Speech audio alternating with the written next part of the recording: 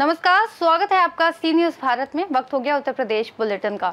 इस बुलेटिन में बात होगी आगरा की, जहां वृत्त क्षेत्र महामंत्री किसान मोर्चा भाजपा के जन्मदिन पर बधाई देने वालों का लगा तांता। आगे बात होगी भदोही की, जहां अवैध गांजा तस्करी करने वाला एक गांजा तस्कर चढ़ा और आई पुलिस के हत्थे। ऐसी तमाम खबरों पे करेंगे विस्तार से बात।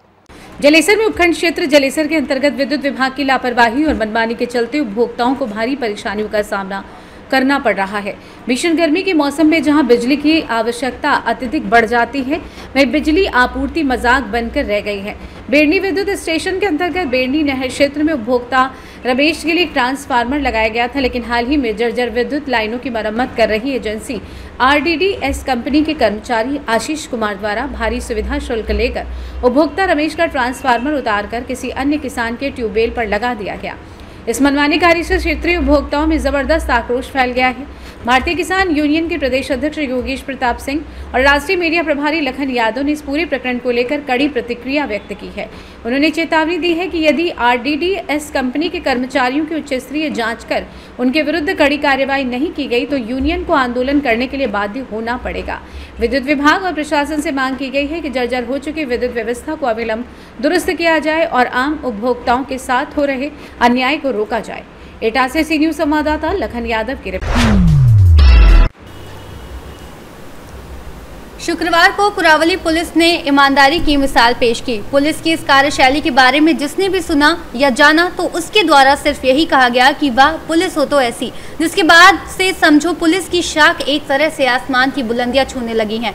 दरअसल गुरुवार की दोपहर थाना कुरावली क्षेत्र के गांव लखौरा स्थित GT रोड पर एक 4 पहिया वाहन और एक ट्रक में जोरदार टक्कर हो गई थी। वहीं इस सड़क हादसे में बुलंदशहर जनपद के रहने वाले योगेश कुमार पुत्र वीरपाल की मौके पर ही मौत हो गई थी, जहां सड़क हादसे के दौरान ही मृतक के पास से पुलिस को करीब 9 लाख रुपए का कैश बरामद हुआ था।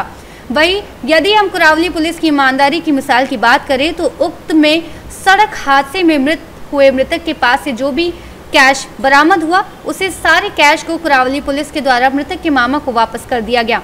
वहीं पुलिस की इस ईमानदारी के चलते मैनपुरी पुलिस का सर एक बार फिर से प्रदेश भर में ऊंचा हो गया है।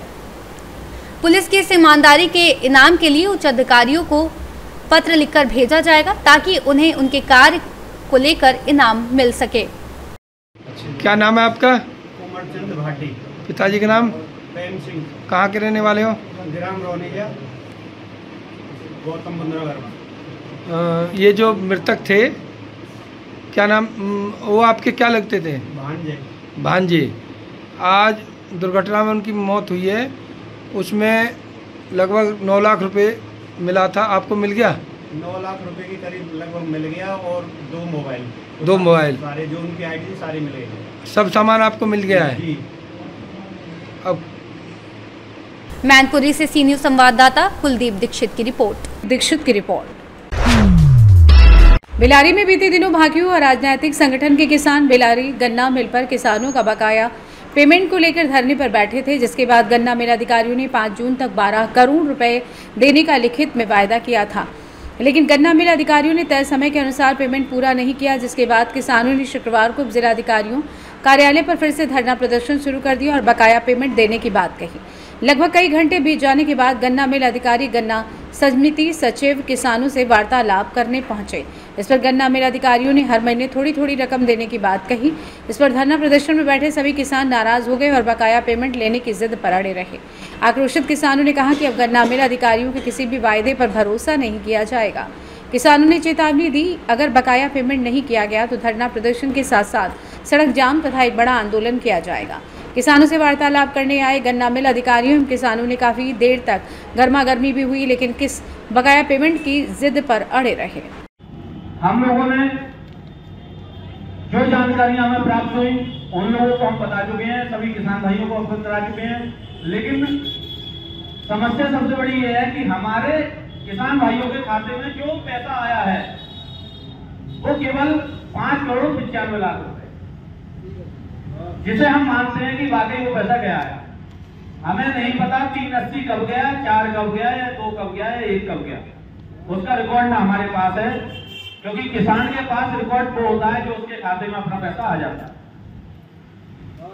अब शासन और प्रशासन सुबह से देख भी रहे हैं, सभी लोग यहाँ एकत्रित भी हैं।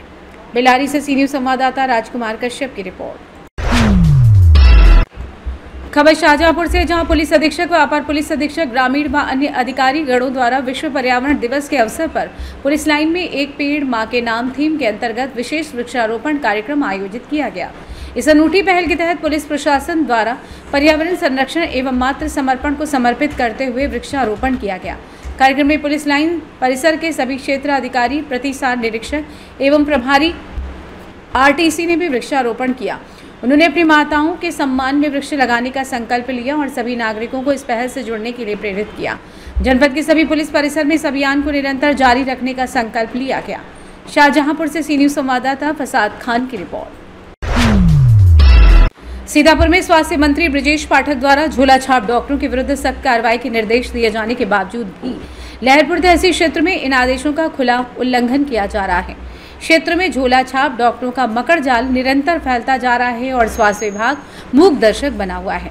ताज़ा मामला लहरपुर क्षेत्र के मेहंदीपुरवा गांव का है, जहां एक मेडिकल स्टोर की आड़ में अवैध रूप से प्रसव जैसे गंभीर चिकित्सा कार्य कराए जा रहे हैं। बिना किसी पंजीकरण और चिकित्सीय योग्यता के ऐसे जोखिम भरे कार्य खुलेआम हो रहे हैं, जिससे जच्चा बच्चा दोनों की जान को खतरा बना हुआ है। सीतापुर के जिलाधिकारी और स्वास्थ्य महकमे को बार बार सूचित किए जाने के बावजूद कोई प्रभावी कार्रवाई नहीं की गई है। स्वास्थ्य मंत्री के निर्देशों के बावजूद इस तरह की लापरवाहियां न केवल कानून की अवहेलना है, बल्कि आम जनमानस की जान से खिलवाड़ भी है।